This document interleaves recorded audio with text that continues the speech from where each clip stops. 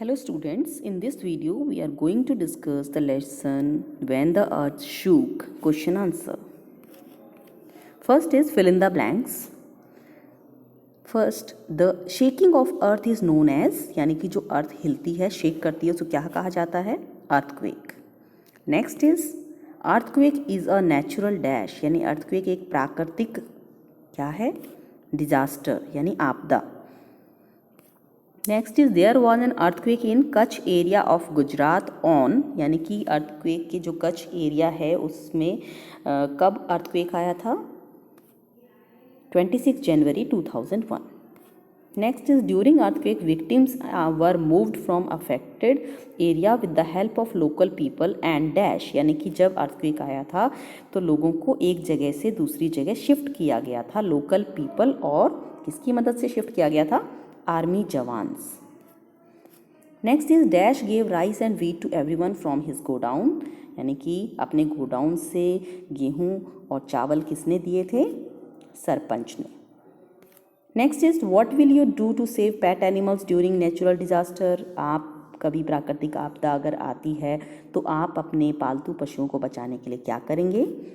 We will quickly evacuate and move out the pet to a safer place during natural disaster, यानी कि हम जल्दी से एक स्थान से दूसरे स्थान पे जाएंगे जो कि बिल्कुल सेफ हो.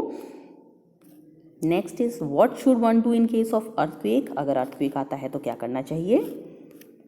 इन case of earthquake we should leave the house and go to an open ground, यानी घर छोड़ देना चाहिए और बिल्कुल खुली जगह पे चले जाना चाहिए. Next is if we cannot go out of the house, we should lie down under a strong thing like table and hold it tightly so that it does not slip away. हमें अगर हम घर से बाहर नहीं जा पाते हैं तो हमें नीचे लेट जाना चाहिए किसी स्ट्रॉन्ग टेबल जैसी चीज़ के नीचे और उसको खूब टाइट से पकड़ लेना चाहिए ताकि वो स्लिप ना करे.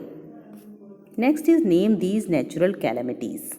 जो नेचुरल कैलेमिटीज़ हैं उनके नाम बताने हैं. So here is the picture and there are some natural calamities like tsunami, drought means सूखा, earthquake, cyclone यानी तूफान, landslide यानी भूस्खलन and last is flood यानी बाढ़.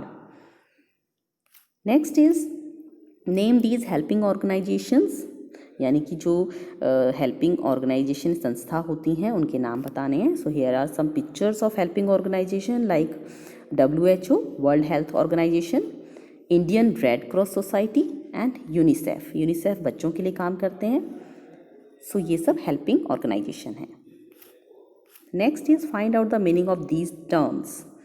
First is seismology. तो सिस्मोलॉजी क्या है?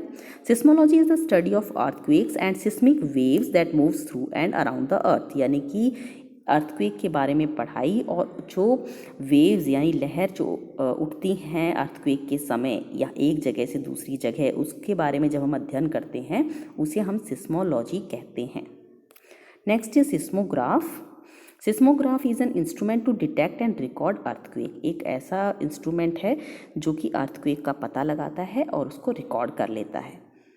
नेक्स्ट इज रिक्टर स्केल, यानी कि आप रिकॉर्ड करने के बाद में पता कैसे लगेगा कितनी मात्रा में वो आया है, उसका पता लगाने के लिए रिक्टर स्केल होता है. Richter scale is a mathematical device to determine the magnitude of earth, यानी कि अर्थक्वेक की क्षमता को मापने के लिए एक मैथमेटिकल डिवाइस जो है वो काम में लिया जाता है जिसे रिक्टर स्केल कहते हैं.